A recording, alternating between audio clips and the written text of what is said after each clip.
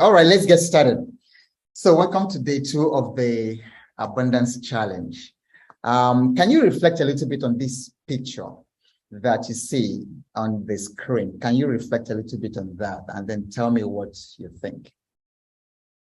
Okay, so this is 2 signposts. One says water 9 kilometers away, and then the other one says H2O 50 meters away. And I was fascinated when I saw this cartoon that knowledge is power. The more you learn, the better you will be able to make decisions about the direction of your life. And I just thought how apt in terms of what we are doing this evening. Knowledge is power. Okay, so there is water. So what you see as water, there is something as H2O. This other one says water is just 50 meters away, and the other one says 20 meters away. Okay, as usual, just to remind us of our objectives, how this abundance is panning out. There are 3 major things that we are doing here. The first one is to get awareness of where we are in relation to abundance, and particularly in relation to our purpose on earth. Because when we talk about abundance, I'm sure by now we're not talking about these politicians or people who spray money and display ostentation at parties. We're not talking about people who who make money from questionable means. We're not talking about people whose source of wealth cannot be traced or identified. We're talking about just having that natural, God-given abundance to fulfill the purpose that you're here for. Okay, so where are you in relationship to your purpose? Where could you be? And then how do you get there? So my task is to help you to know exactly how to get there, to experience abundance. And then the most exciting thing about it is that I am exactly on the same journey. And I have learned quite a lot, that work that I'll be sharing with you. So take a look at what you have on the screen as well. Just take a moment and read what you see there.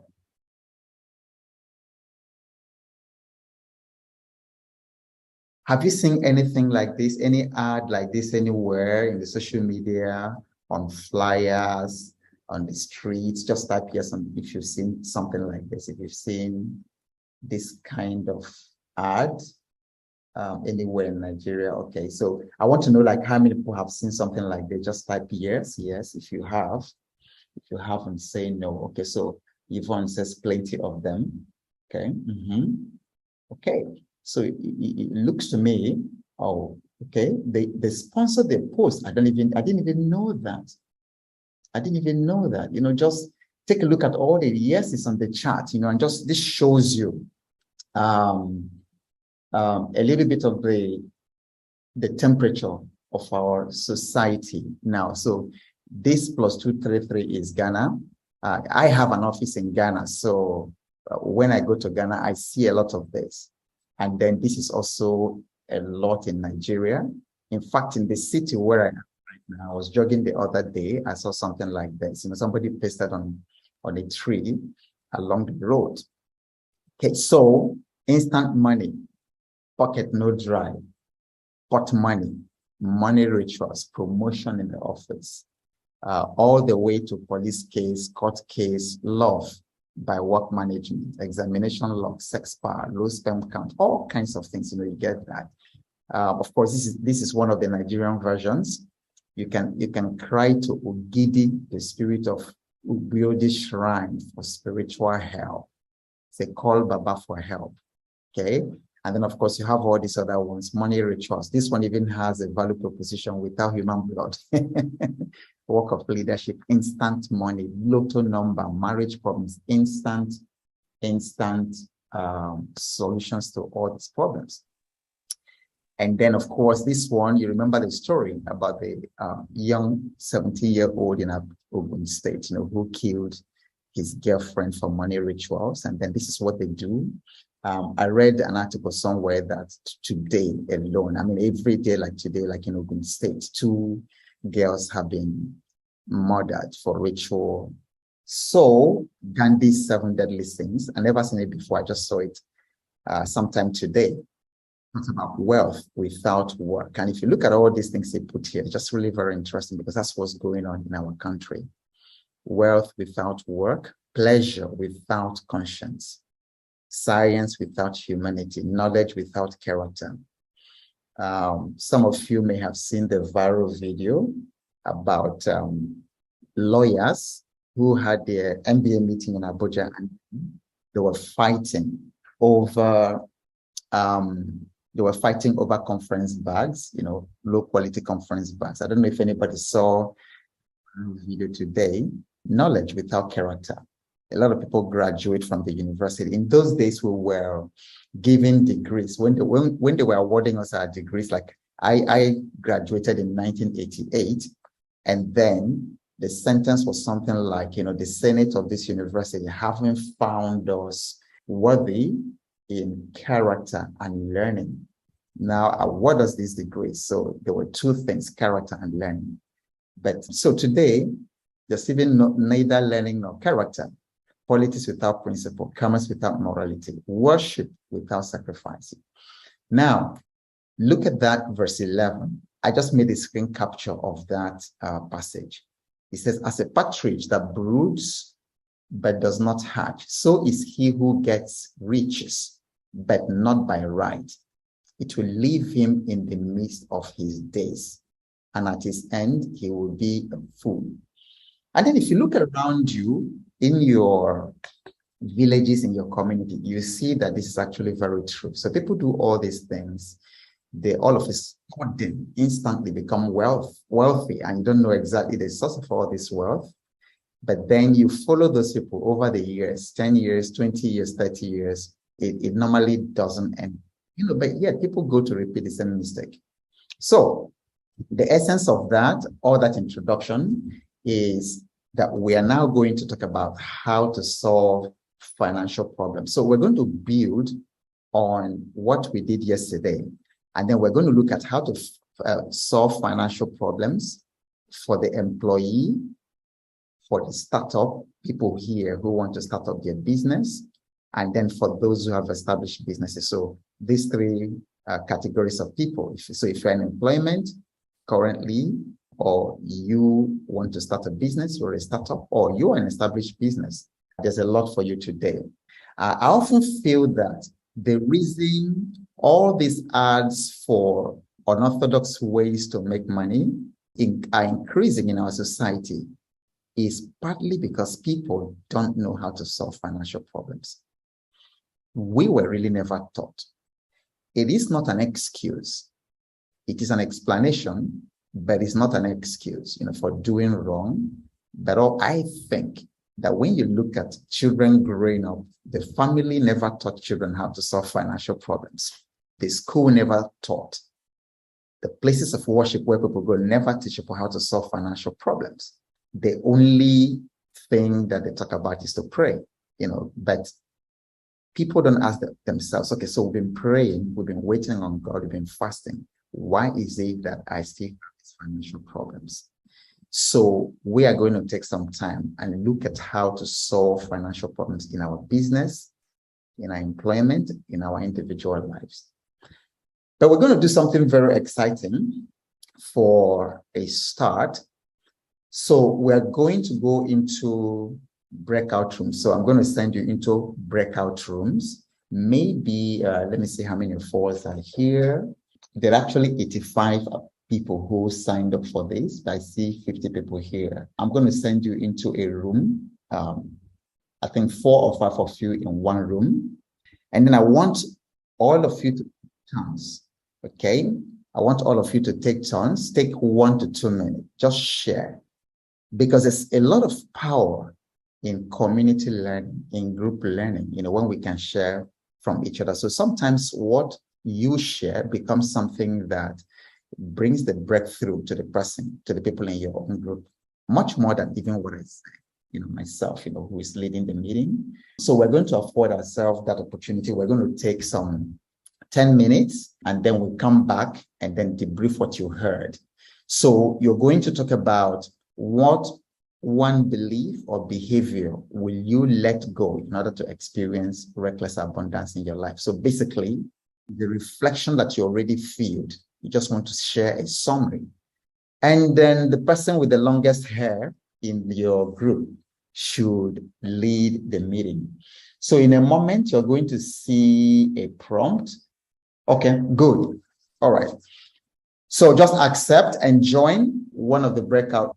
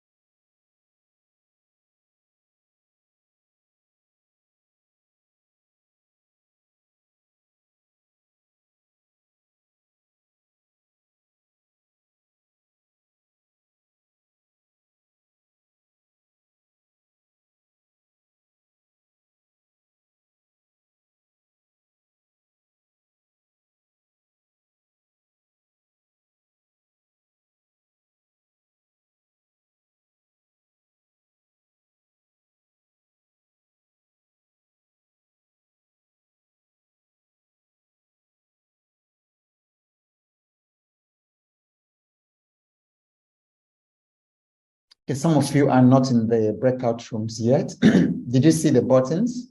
Let's see.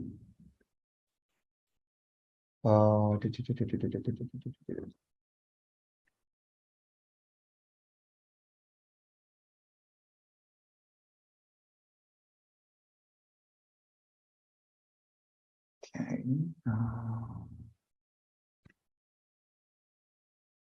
Sign turn 4. Okay.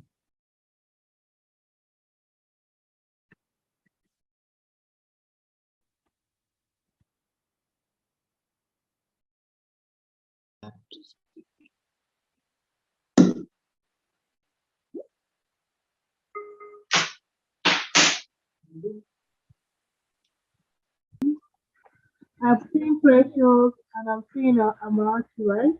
Hi, And I'm Ma'am seeing Obi. Sylvia. Yeah, my name is Sylvia.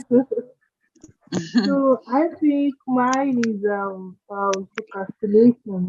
Like Wow. sometimes yes, Oh my procrastination and God. also functionality. Like I don't know how to like I'll say there's two time. There's two time. Okay. Let me just yeah. I think I still fall under procrastination. Like I procrastinate a lot. Then Mm. um sometimes sometimes if I want to do something, when I even see I feel overwhelmed, kind of like I feel I need different because I'm a perfectionist. I like everything in order. Like yeah. So I sometimes I just feel I still need a lot of things in order to launch out, like do what I'm supposed to be. Like everything should just be in order the way it is in my head. I need it that way, like be like let everything every single thing be ready. So I sometimes I don't now get to do it because I think I didn't get needed help, or maybe I don't have enough to start wherever. So sometimes I just let go of it. Is there or 9 different steps. So I find that I tend to think and think and think. I try to analyze it. How is it going to be? Try to feel it. And my actions always comes last. So I know I need to drop that.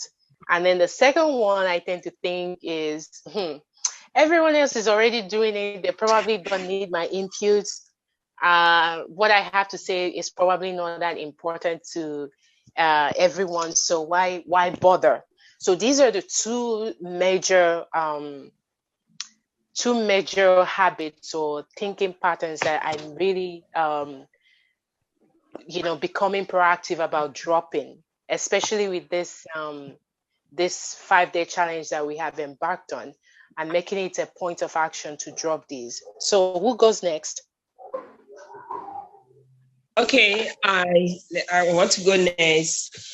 Okay, from what we were taught yesterday. Sorry, my name is Noyenwafo. Yeah, I think my major issue, because I joined a lot of courses, a lot of classes, I read a lot. I pick up a lot of info, knowledge here and there, but I don't get to practice. I don't get to put them into action. In fact, most of the time when you get to the point of, okay, this is the way I should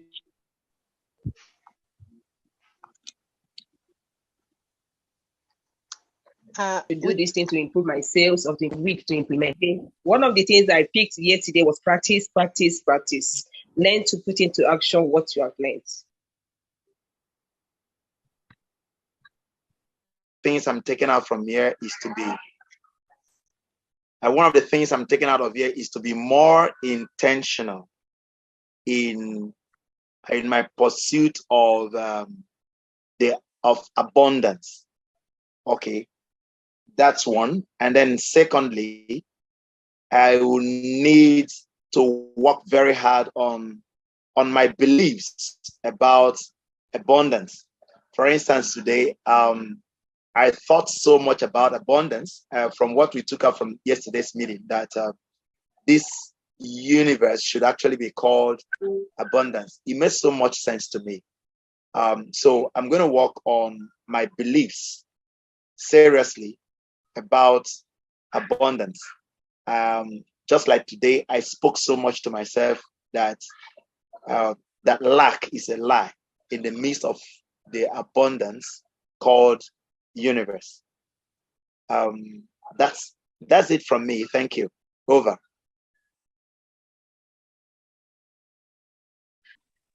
Who is sharing? What did you hear that was very useful from your colleagues in the room? All right. Good evening, sir. Okay. Mwamaka Udeni. Okay. Okay. Good evening, everyone. Okay, please, can I go ahead? Go ahead. Okay, thank you very much. Okay. All the others, mute yourself until I ask you. Maureen, please, could you mute yourself? Okay, thank you. Go ahead, Mwamaka. Okay, thank you very much. Good evening, everyone. So from our breakout section, I heard we actually 5 in our breakout section, and each of us shared different view. So the first speaker, that's Chika Okeke, in our breakout section, talked about how he needs to unlearn, because he participated in a class. Like, talked about for abundance that you need to unlearn some certain things due to some mindset we had growing up about money and finances. Then the second person, Sharon Precious, she said for her that what is stopping her is actually laziness and procrastination, that she needs to let this go for her to be able to experience the kind of abundance she wants. Then we had the third speaker, Emmanuel Eze. Emmanuel actually spoke about investing, that his mindset growing up is, he focuses more on saving money to use it to achieve projects than investing. But now that he needs to start learning how to invest instead of, saving. So we have the fourth person, Baba Oyewole. So he spoke about, that you have to trust yourself and learn to take more action, or learning to take more action and do this, like, again and again, to be able to access abundance. Then I talked about that what I need to let go is to be able to take decisions. At times I'm slow to take those decisions because I keep analyzing and analyzing. So these are just few points from our breakout section then before the time was up. Yeah, thank you very much, everyone. Okay, Glory, were you in the same room? Glory, I see your hand raised. You can unmute yourself. Were you in the same room with Wamaka? Glory, can unmute yourself and share. Glory. All right. We can't hear you. You're not unmuted. Okay, Glory. Just briefly. Yes, sir. Just take a minute. Tell us what you heard in the room. Yep. Okay.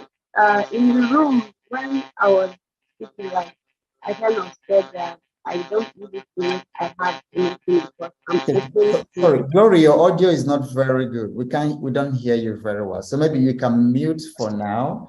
Let's hope it gets better. Let's take Esther. Sorry, Glory, your audio is not very good. We don't hear you very well. Esther, what room were you? Yep. Yeah. Go ahead. Okay. Okay. Good evening, everyone. Good evening, sir. Okay. So for our group, one of the things that we noticed was that every one of us in the group felt that we had similarities in the things that were holding us back. And then we went into it individually. Yeah, they were individually different, unique to each of us, but they were quite similar. And one of it was the fact that we felt that we do not have the time to invest in becoming, to achieving reckless abundance. So that's one of the things we are looking at. Can we stop being distracted? Can we follow through? Can we keep at it until we get it? And can we drop the smaller things and go for the bigger things? Or can we delegate smaller tasks so we can focus on bigger tasks? And then one more major thing that was shared was we need to meditate on how much abundance is in the universe. One of our members spoke about how he had started talking to himself about how abundance is everywhere. And I took that away from there. I'm going to start doing that. And it was good. It was good. Thank you, sir. Thank you. Okay, so Victor. Victor, yes, let's hear from your room. Okay. Everybody can hear me? Yes.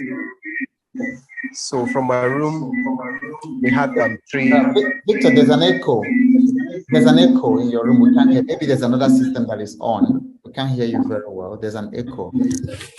All right. While you correct that. So can you hear me now? I think it's fine. Okay, it's much better. Thank you. So there are three opinions from my group. And the first is the inconsistencies, starting up a thing and following through. So, there is some degree of mastery and, success. So that's one. And then secondly, someone needed to conquer the ability to say no. Maybe you're on a task, you're on something, and then there are distractions here and there. So that tendency to want to listen to what people are saying, and then that distraction. And then finally, someone needed to conquer that myth that there is scarcity, and then begin to focus his mind on the fact that there is abundance, that scarcity is a lie. So these are the three major opinions from my group. Thank you very much. Okay, let's take the last one for now. Thanks, Victor. Priska, we see your hand up. Okay, good evening, everyone. Good evening, sir. Hello, Priska. Okay, I hope my audio is good. Okay. From our own group, what we talked about was actually diverse, and I believe we all learned from one another. So I'm just going to mention in the sequentially how we went about it. So is the one name. Okay, no, just give us like top two, top three. Okay. Okay, so well, I think integrally we decided that there's no need to have a lack mentality. There's enough, there's abundance. So then one of us actually mentioned that trusting people has put him.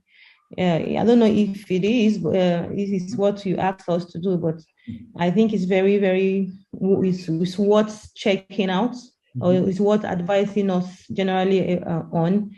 He said he has been putting people before himself, including his finances, even when he needs money to carry out his what he needed to do with money, his businesses. He tends to put people before himself and give them his finances. Then one of us also said that the belief, I mean, she already know about this abundance, the concept of abundance, but she now needs to now have been deliberate about putting it into practice.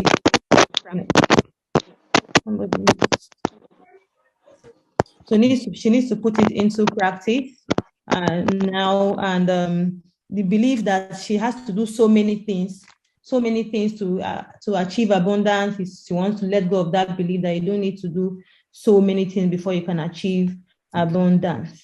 Awesome. You know, then I think we all agree that we should let go of the lack mentality and embrace the mindset that there is reckless abundance available. Absolutely. And dreaming, there's nothing like dreaming too big, you know, because the universe is big enough and can provide enough abundance for us to, you know, to be able to meet up whatever dream that we dream of. So I think generally that's what. Okay, there's something that is very, very key here. I would like to also mention. One of us said that he has been limited by his mentor's growth, where he feels that he put a kind of a threshold where his mentors grows to. So if he sees himself, you know, aspiring more than his mentors, he feels that he is dreaming too much. You know, so he needs to let go of that mentality and you know, embrace abundance regardless of whose dream he's benchmarking his to. Okay, awesome. That's about it. That is so wonderful. On a scale of 1 to 10, how useful was that? Just listening to yourselves, you know, in this shared experience, you know, just type in the chat. A scale of 1 to 10, how useful was that for you? You know, just listening to each other, you know, just sharing this journey with another person. Okay, awesome. All right, so I can see that. Wow, good. Okay, good. So that was pretty useful. So we'll do little bit more of that. Okay, so let's go back to the presentation. And then let's share that. Okay, so let's get on with how to solve financial problems. What you see on the screen, for some of you who know my story or you read it in the newspapers, this was the Dana crash of June 2012, and my name was originally in this manifest. My name was in the manifest in this plane. But some of you who may have read the story of what happened and how I escaped this, I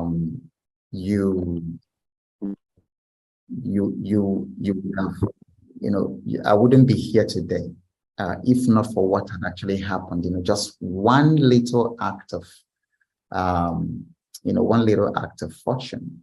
And but then as I meditated on what happened here, of course, I felt very mournful and very sad for losing some of my friends and colleagues. We went to do some work in Abuja, and then we split ourselves, and then they came in, and I was supposed to come later. That was how I missed it, and I felt terrible. Still feel very terrible about that incident.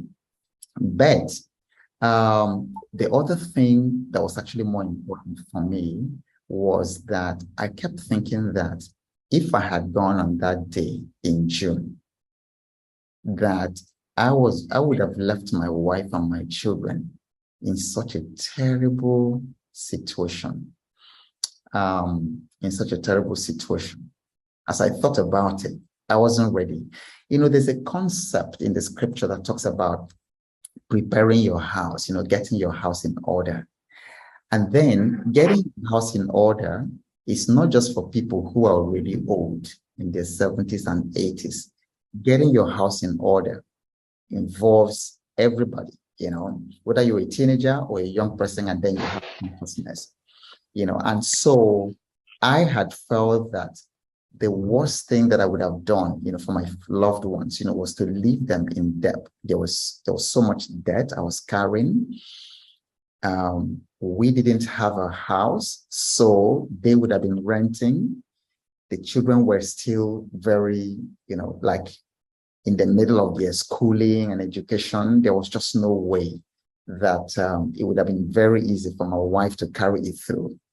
So I want every one of us to make it our goal and our desire that we would not transfer lack from one generation to the other, that we are going to leave the next generation much better than our own. We're going to set them up to succeed so that they don't have to start all over and keep going in circles.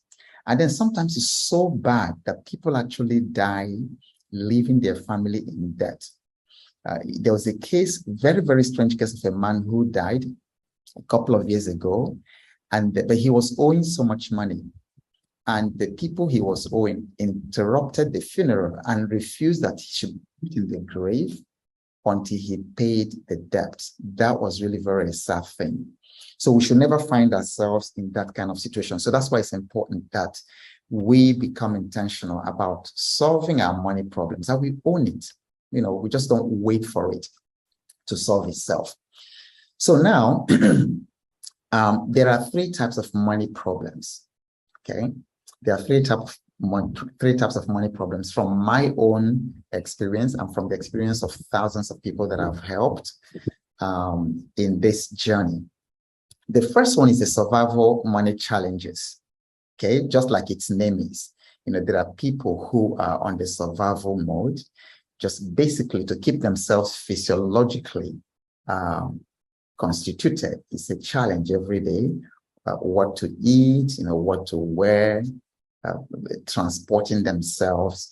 And then for some of us who have lived in Lagos, you see so much struggle in Lagos. Sometimes there's just so much struggle that people even forget why they started struggling in the first instance. So it's a life on edge.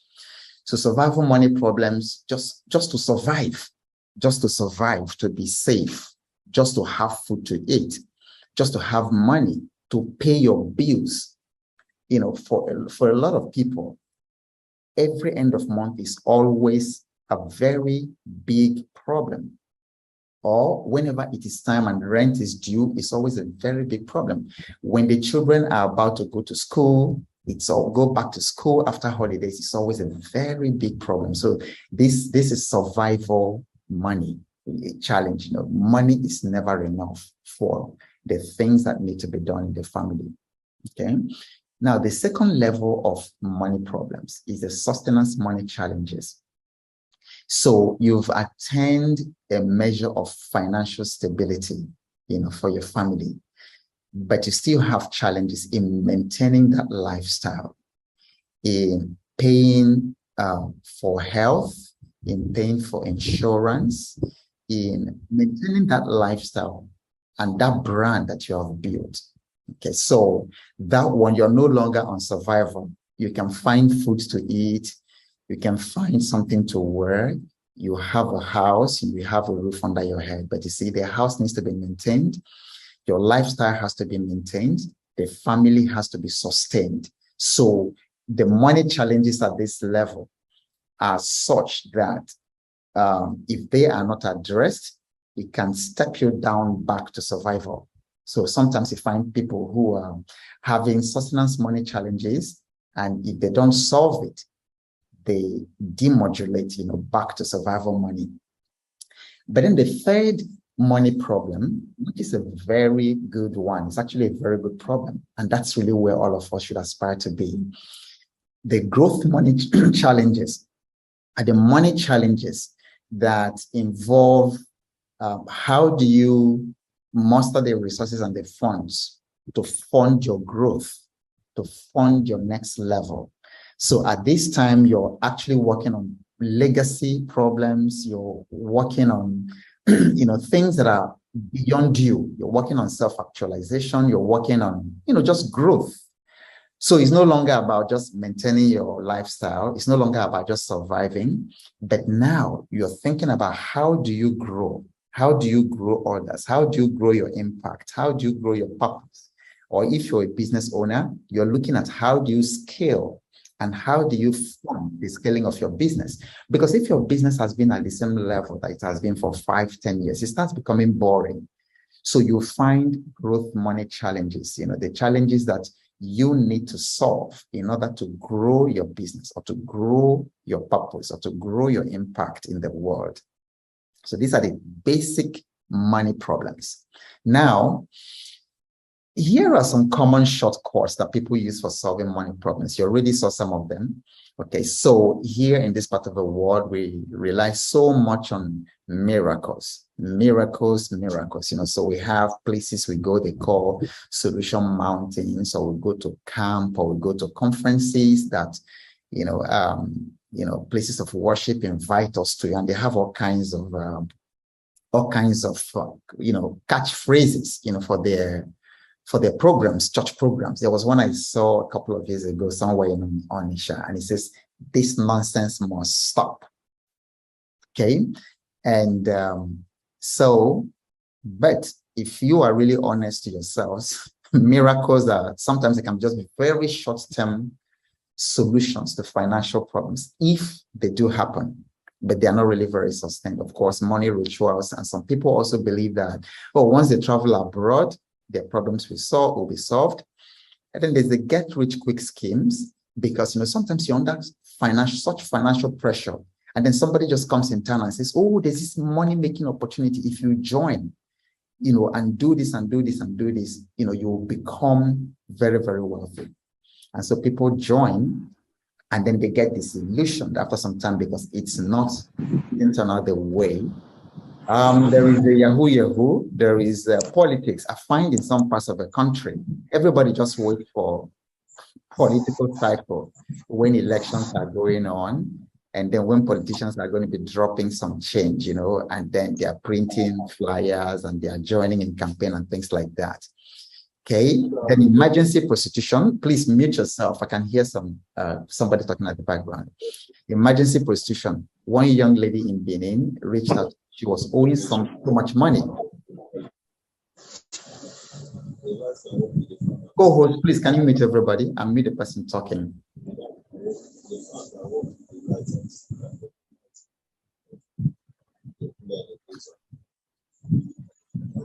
Please mute your microphone. Thank you. Okay, so this young lady was owing lots of money. She was an official in a fellowship, in a church fellowship. She was an official. She was a person. She was a treasurer keeping their money. And then, for some reason, she was helping herself with the money until it really became hundreds of thousands of naira. And then she reached out in panic, and then she said that she was going to sleep with a man, that she was considering going to sleep with a man so that she can pay off her debt. There are all kinds of things people use. People take on loans that they don't intend to pay back, or they take loans that they know that they can't pay back. They're just not willing to pay. They just take loans. So people use all kinds of shortcuts, but these things are not sustainable. They don't work. The best way to solve money problems is to attack them from the root. And this is very intuitive, because if you don't attack it from the root, money problems seem to be so persistent. You wake up with them. You can solve it today, or it appears to be solved, but tomorrow it shows itself. So the best way to solve money problems, make that note, is to attack money problems from its foundation, to uproot it. Okay, so if you cut a tree and leave the roots there, and you don't kill the roots, before you know it, the flowers come again, and then the branches and all that. So what are the root causes of money problems? There are 3 major root causes of money problems. And then remember yesterday, we started talking about foundations and why it is very important to always look at foundational principles and then right practice. The root causes of money problems. Number 1, there's not enough money, not enough income. You don't have enough income coming into your life, coming into your house, coming into your bank account. That's a root cause of many financial problems. The second one is low financial literacy. When I started working with Shell in the 90s, there were places in Port Harcourt that were selling for, believe it or not, 20,000 naira a plot, 25,000 naira a plot. But I was a complete financially illiterate because I read science, and then throughout the time in school, there was no place they could have taught me about investing, about stock market, about money. I didn't know. I was financially illiterate, and the money was just coming, it was going. And could you imagine if at that time I had the financial literacy to buy real estate, buy some landed property, like 50 to 100 plots. Those same places in Port Harcourt that were going for 20,000, 25,000 naira in those days, many of them go for 10 million, 15 million today, 9 million naira today. So, but I wasn't financially literate. And then by the time I started growing in financial literacy, the year I started growing in financial literacy,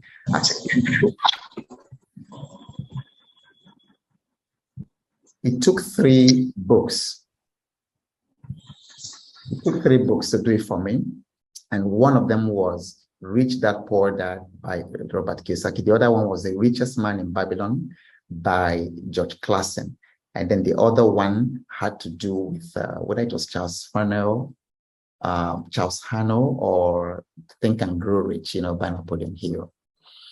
And within 1 year, I made a turnover in the stock market investments of 66 million that I didn't know. That was in those, I didn't know where it came from. Just 1 year. So many times the transformation in your finance and abundance is not really time. It is just a mental shift. It doesn't necessarily have to take like 5-10 years to turn your situation around as we are speaking right now.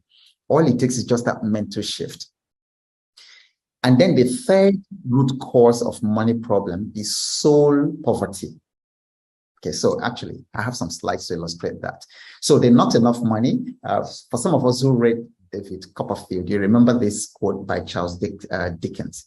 Annual income, 20 pounds, annual expenditure, 19, and 6, result happiness.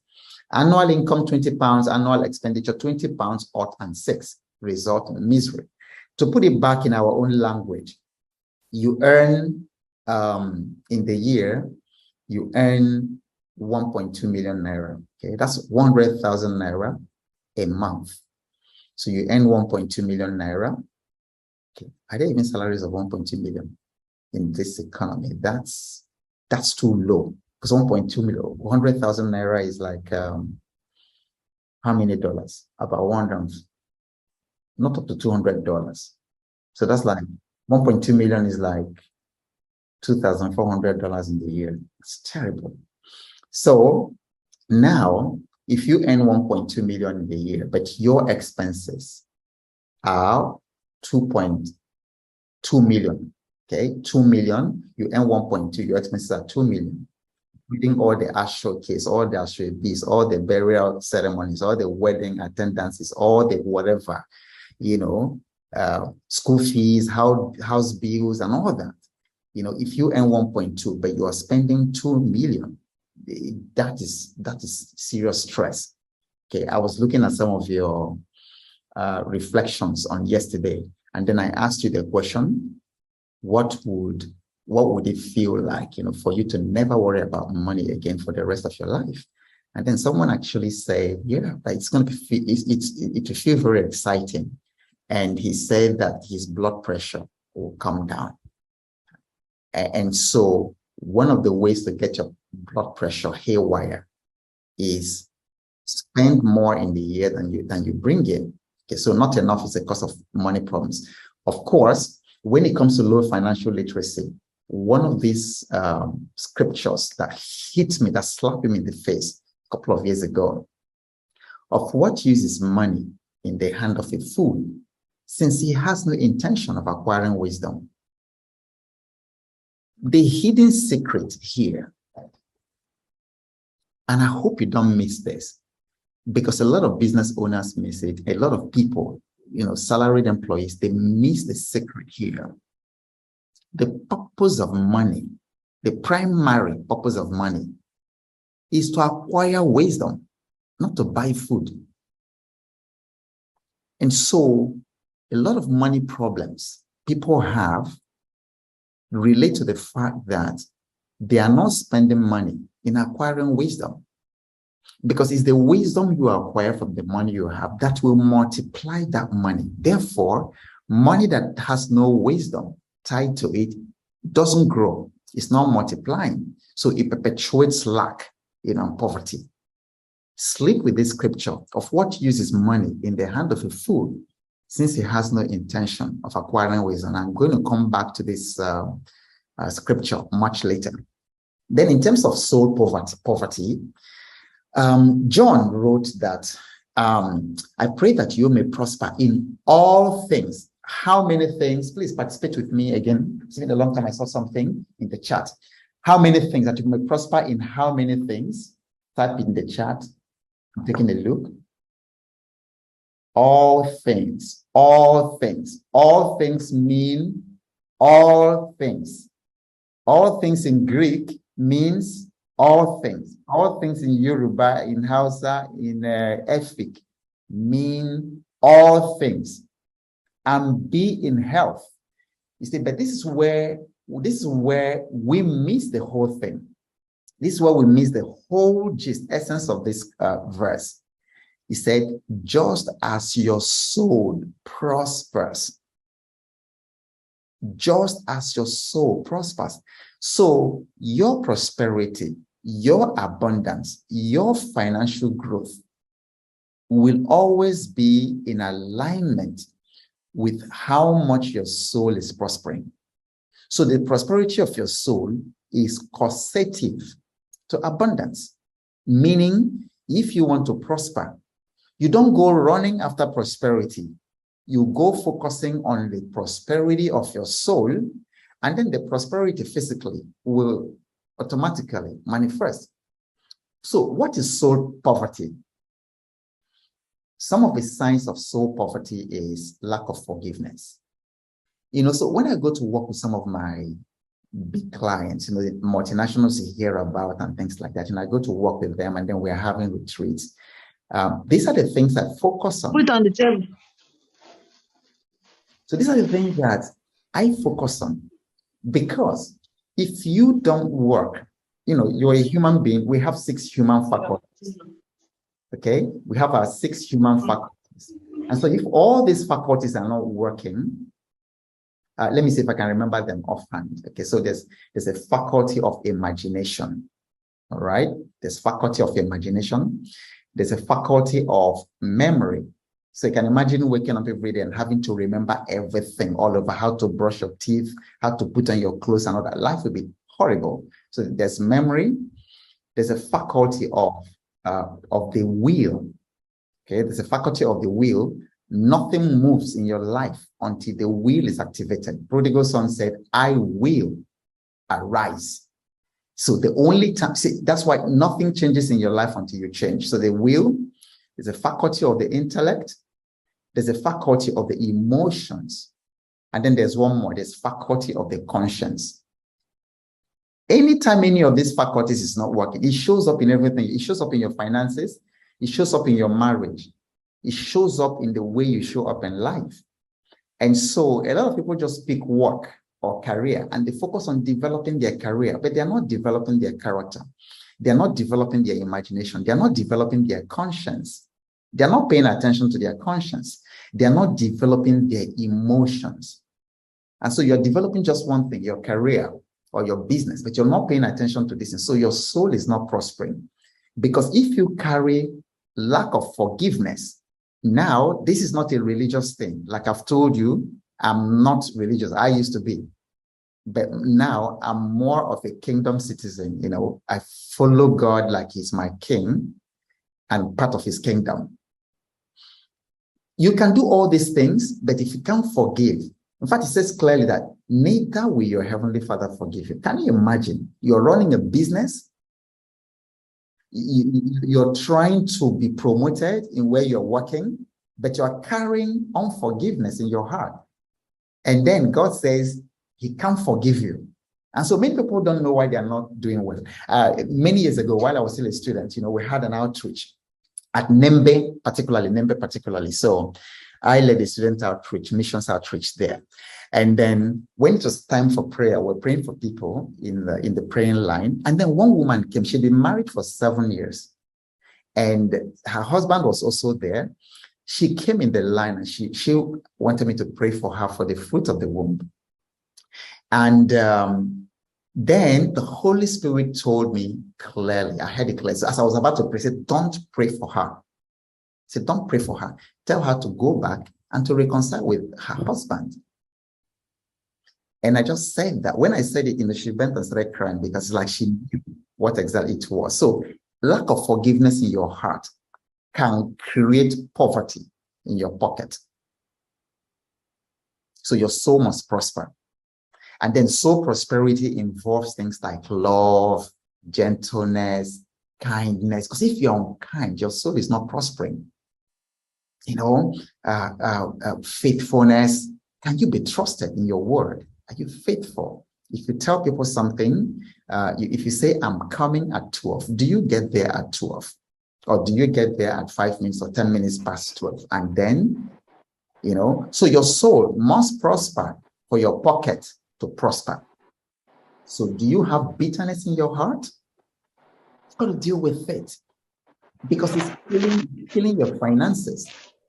Lack of forgiveness, strife, all these things, you know, strife. And then you are hiding a lie or you are living in hypocrisy. You are not what you tell people you are. That's not so prosperity. It's going to affect your abundance, the flow of abundance. Or things never leave your hand, or you are greedy and things never leave your hand too. You know, you don't give out to other people, your soul doesn't prosper. So this is critical because a lot of people don't relate their money problems to these things. And because if you don't know the root causes, you won't know how to solve them. So now that we've talked about the root causes, let's talk about how to solve them. First of all, you must be very, very willing and intentional and determined to solve your money problems by yourself without shortcuts. You know, you must be willing. See, financial problems sometimes are not, you know, like our people would say, call moi moi, because these things have their root, you know, from many, many years before this time. Some believe, some whatever, these root causes we talked about. And so many times it's not solved overnight. Therefore, you must be really intentional. Breaking generational lack, generational poverty is not something that happens overnight. And then you really, really want to be intentional about breaking generational poverty. Yeah, so you came from a poor family, but you should be the full stop to lack and poverty in your family. You should be the full stop. The generations, you know, from you should be, you know, much better. Okay, so number two about solving money problems. You need to understand the fundamentals of money. Always go back to fundamentals, because to solve any problem, like I told you yesterday, always look at the fundamentals and then look at the way you're practicing those fundamentals. So there are 12 money fundamentals. We will not go through all of them today, but we are going to be applying them, in subsequent days. Like tomorrow, we are going to look at how to identify profitable business opportunities, both for startups, for existing businesses in the room, and then for individuals. So let me just breeze through them. Number one, money is good. Money is good. And you've got to make up your mind that money is good. Because we have had this erroneous misinterpretation or sometimes misrepresentation of the scripture that the love of money is the root of all evil. It didn't say that money is the root of all evil. The love of money, that is the root of all evil. Okay, so money is good, fundamentally good. Number two, your mind is your personal money thermostat. You can never earn more money than your self-esteem. Please make a note of that. You can never make more money than your self-esteem. You can't make 1 billion naira from a 1 million naira self-esteem. Okay, so if you don't see yourself as someone who operates at that level, you cannot make it. It can come. You see, that's why if you distribute all the money in the world today, take the money from Jeff Bezos, Elon Musk, Bill Gates, all this, and then you share it equally to the 8 billion people in the world today, what would happen is that within a short time, if not 1 to 2 years, all that money will be back in the same hands. So for people who are talking about, equality of income and things like that, if you share the money equally, within a very short period, all that money will be back in the same hands. Number three, money is not value. Listen very, very carefully. What I'm showing you here came from years of working with people, years of studying my own life and how things have gone, and years of just meditating on these issues. They are not things you'll find in any textbook. Money is not value. Money is a placeholder for value. So people make the biggest mistake of going to pursue that piece of paper. And then they call this, they've taken my money. The people in my house. So money is not that piece of paper, okay? It's not that piece of paper. So because people think that the money is the value in itself, they run after that piece of paper and they've killed because of that piece of paper and things like that. So money is a placeholder for value. So that's why in your basic economics, money was defined as a medium of exchange. It is a medium of exchange. So it could be dollars, it could be cowries. At some point, it could be bitcoins, it could be whatever. It's not the value. It is a placeholder for value. You will see how significant this is when we begin to apply these fundamentals. Number four, money is an effect. It's not a cause. Therefore, you don't go pursuing money, trying to make more money. You set up the cause. Because once you plant the cause, the effect is almost automatic. Number five, all the money you ever want is locked up in people's problems. This is a fundamental of money. All the money in the universe is locked up. If there is like a vault where it's kept, the name of that vault is problems, people's problems.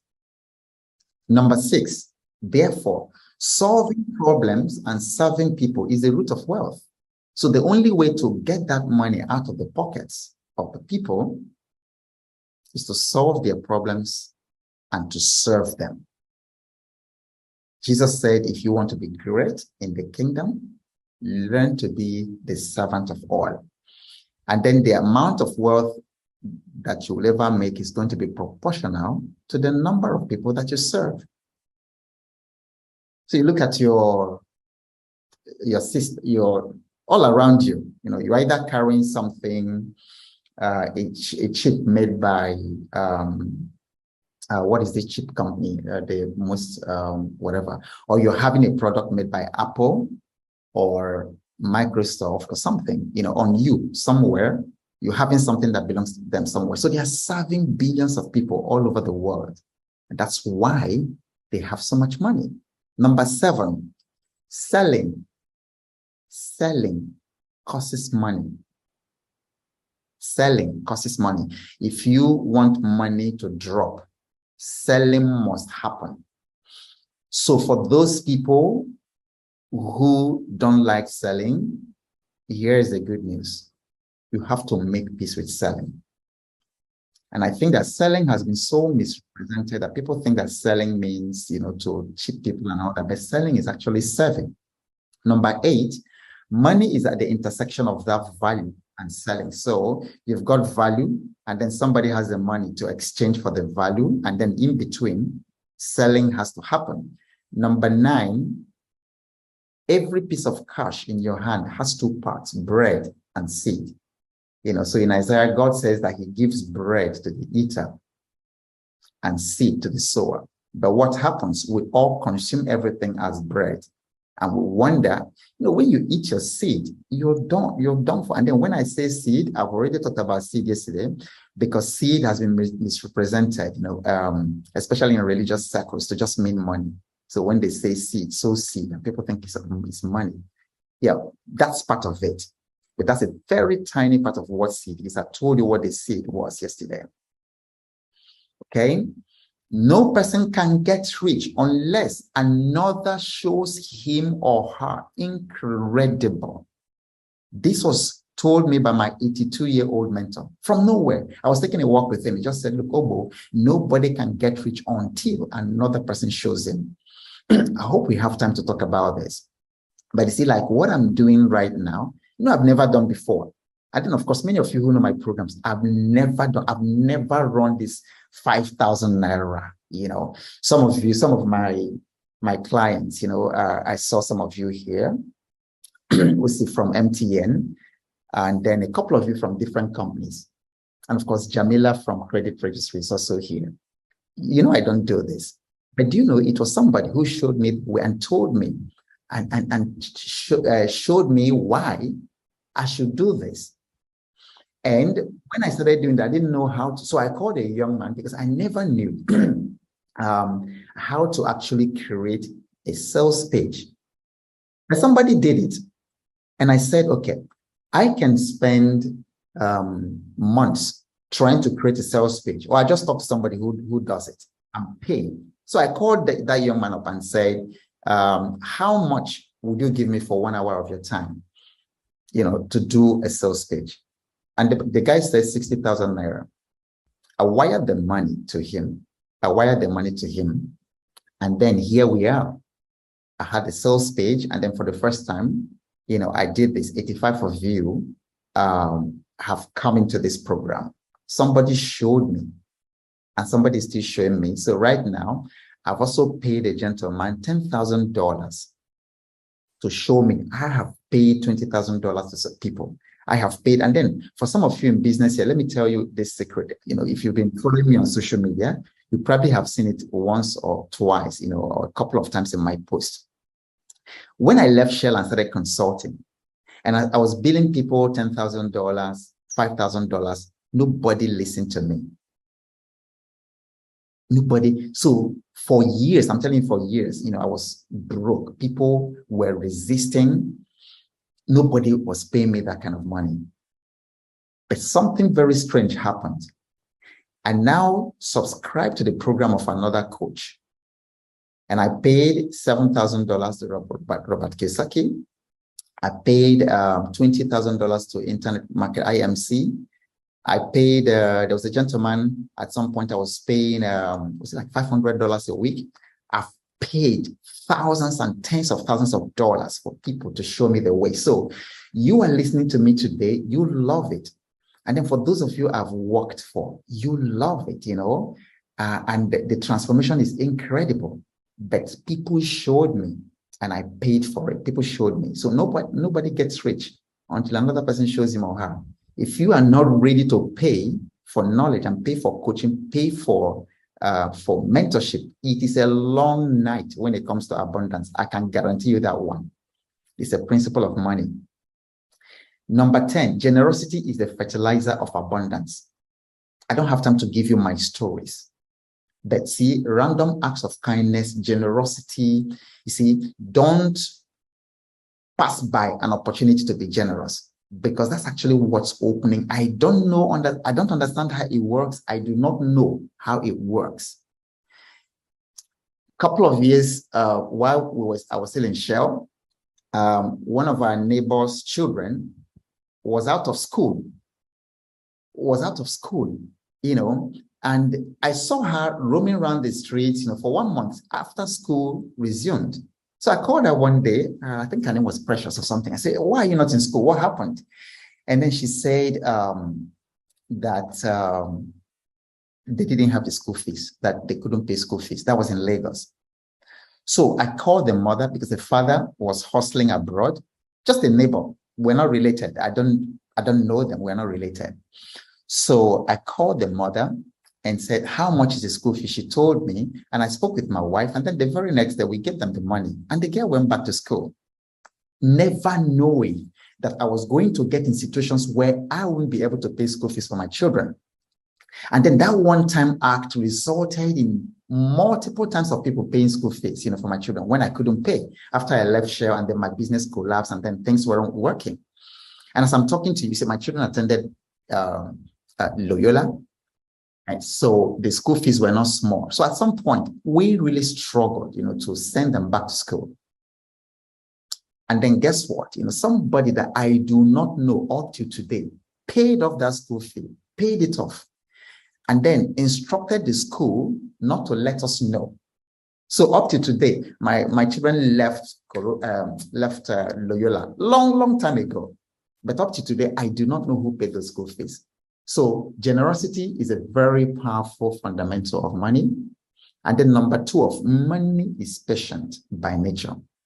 I'm telling you, you see, you don't plant your corn today and harvest it tomorrow. And money is like that.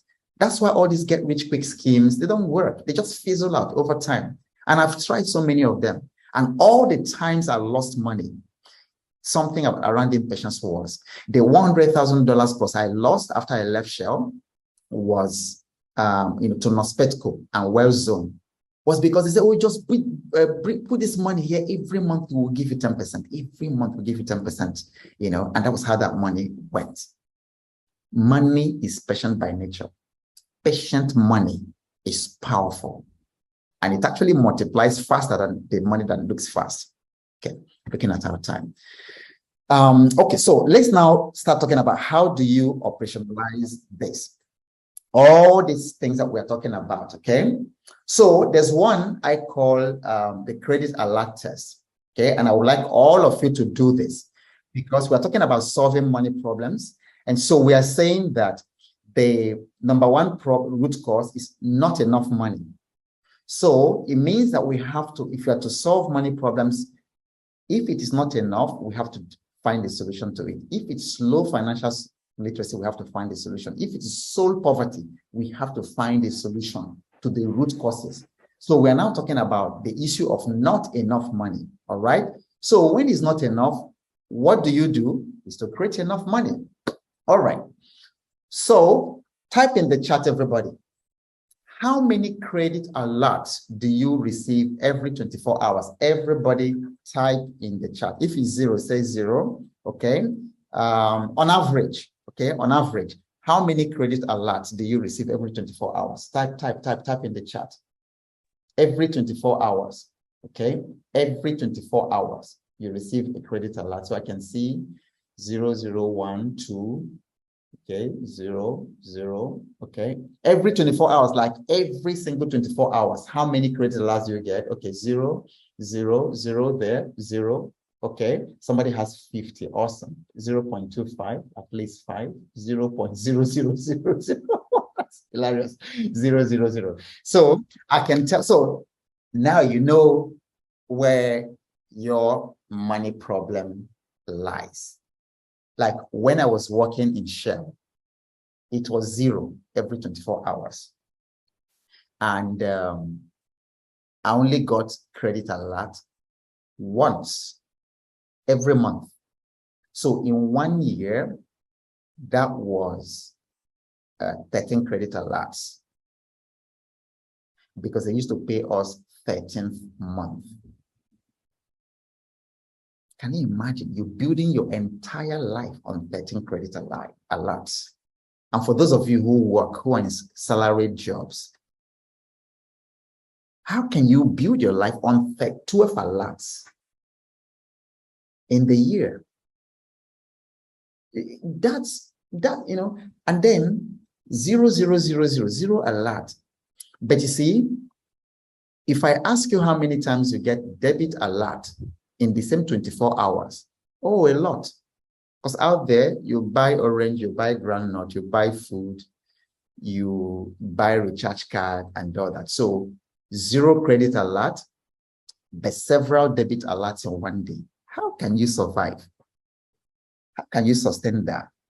So you need to take this credit alert test serious because this is where your transformation should begin. Because right now, the question that should be on your mind that you should write down in your journal, how do I set up my finances so that I will receive credit alert every 24 hours? Reason being that you are only as rich as the number of times you get paid every 24 hours. Write this down and don't forget it. You are only as rich as the number of times you get paid every 24 hours.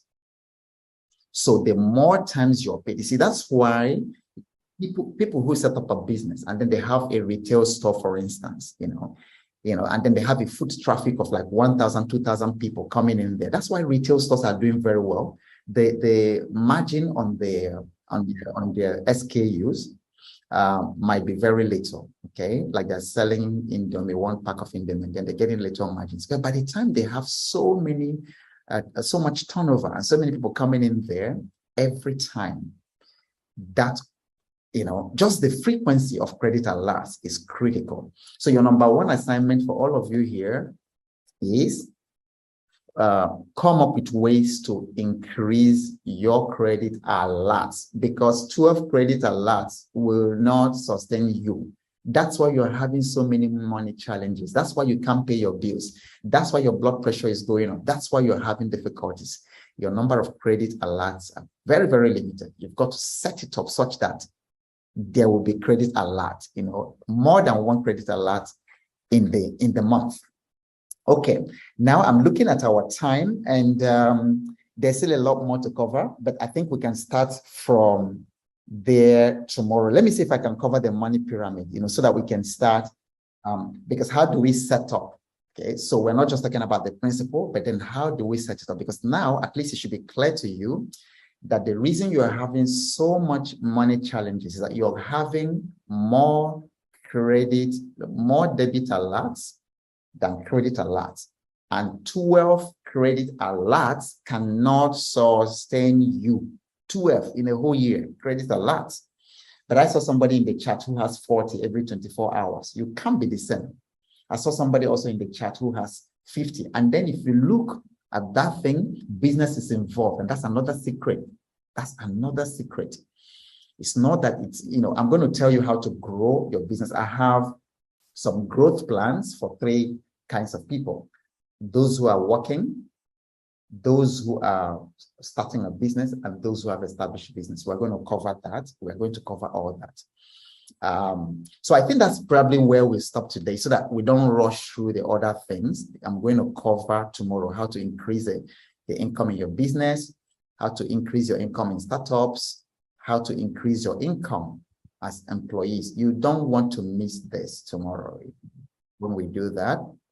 And then tomorrow, we're going to focus on how to recognize a profitable business idea.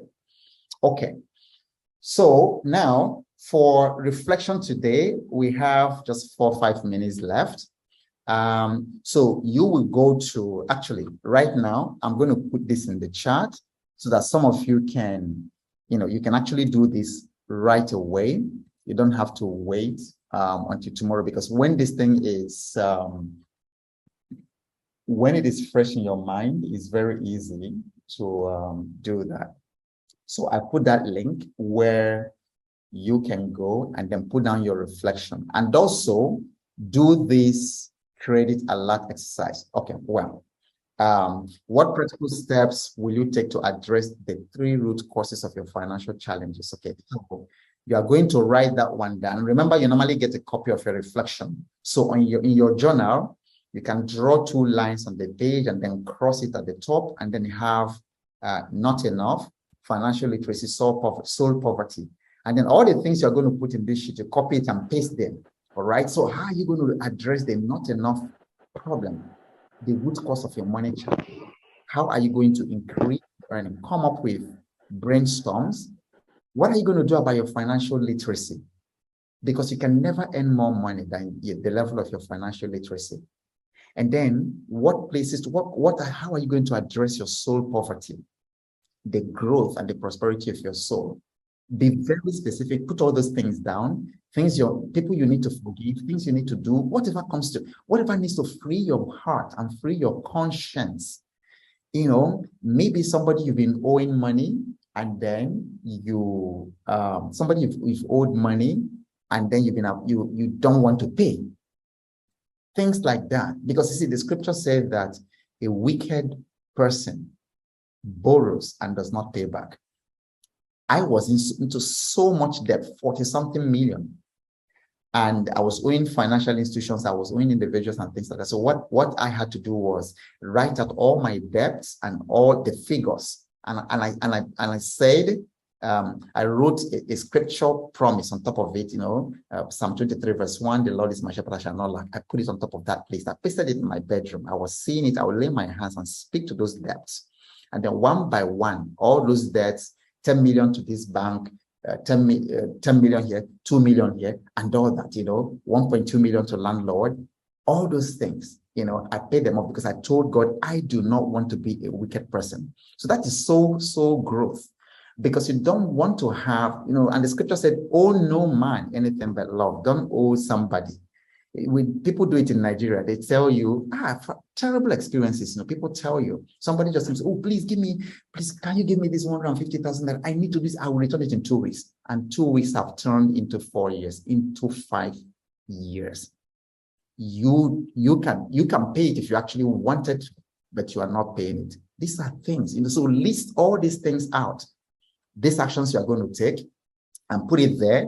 And then we will take it there from there tomorrow. And then finally, please give me a review. Okay. So I'm going to put this on the chat as well right now. I will also put it in in the Telegram. Yeah. Let people know, what you're getting, and then let other people have access, to this body of knowledge, so that we can grow as individuals, and then we can grow as a community and grow. So please go to that link and then give me a review. Tell people. Don't just give the 5-star review without saying why you're putting it. Say how these 5 days of abundance are helping you so far, what you're gaining, just express it, openly in your heart in that Google review. So that's going to be very helpful. And I will really be very thankful that you give me that review. So it is 9:30 on the dot, but if I have your permission, we can take 5 minutes to take 1 or 2 questions. So if you type a question that's really burning in your heart in the chat, we can take 1 or 2, and then we can continue the conversations on Telegram. You can put your questions on Telegram, and then I can answer them. Chinaza says, is the pyramid similar to Fix This Next by Mike Calloway's or whatever, Mike Calloway's? Definitely not. Nobody has. If it is there, it's a perfect coincidence. It's a perfect coincidence. Yeah. So I just created this within this time. Any other question? All right. So on a scale of 1 to 10, how has today's challenge been to you? On a scale of 1 to 10, please type in the chat. Has today been useful to you? On a scale of 1 to 10, please type in the chat and let us know. Fantastic. Great. Awesome. Perfect 10. Thank you. Right. It's a 7. It's a 10. Awesome. Thank you very much. Thank you all very, very much indeed. Okay. So as usual, the replay is going to be available within 24 hours, and then you'll get the link. Yesterday's replay is also already on Telegram. And then please engage as much as possible, and also engage with yourselves, because I know a lot of you in this program are very, very, you're loaded. Most people I'm seeing here, very, very loaded. I'm sure you can actually help yourselves. I see Ruth here. I see Inse. I see Berechi. I see Esther. I see all of you. I see Pastor Obi. I see Jamila. I see so many. So network among yourselves. Ask questions. Throw your questions in the group in Telegram, and then get a chance to support each other. And then I'm going to see you tomorrow evening by God's grace. So thank you all very much, and apologies again for being 3 minutes over, and I'll see you tomorrow. I love you all, and bye for now. Thank you. All right, let's get started. So welcome to day 2 of the Abundance Challenge. Can you reflect a little bit on this picture that you see on the screen? Can you reflect a little bit on that, and then tell me what you think? Okay, so this is 2 signposts. One says water 9 kilometers away, and then the other one says H2O 50 meters away. And I was fascinated when I saw this cartoon, that knowledge is power. The more you learn, the better you will be able to make decisions about the direction of your life. And I just thought how apt in terms of what we are doing this evening. Knowledge is power. Okay, so there's water. So what you see as water, there is something as H2O. This other one says water is just 50 meters away, and the other one says 20 meters away. Okay, as usual, just to remind us of our objectives, how this abundance is panning out. There are 3 major things that we are doing here. The first one is to get awareness of where we are in relation to abundance, and particularly in relation to our purpose on earth. Because when we talk about abundance, I'm sure by now we're not talking about these politicians or people who spray money and display ostentation at parties. We're not talking about people who who make money from questionable means. We're not talking about people whose source of wealth cannot be traced or identified. We're talking about just having that natural, God-given abundance to fulfill the purpose that you're here for. Okay, so where are you in relationship to your purpose? Where could you be? And then how do you get there? So my task is to help you to know exactly how to get there, to experience abundance. And then the most exciting thing about it is that I am exactly on the same journey. And I have learned quite a lot, that work that I'll be sharing with you. So take a look at what you have on the screen as well. Just take a moment and read what you see there.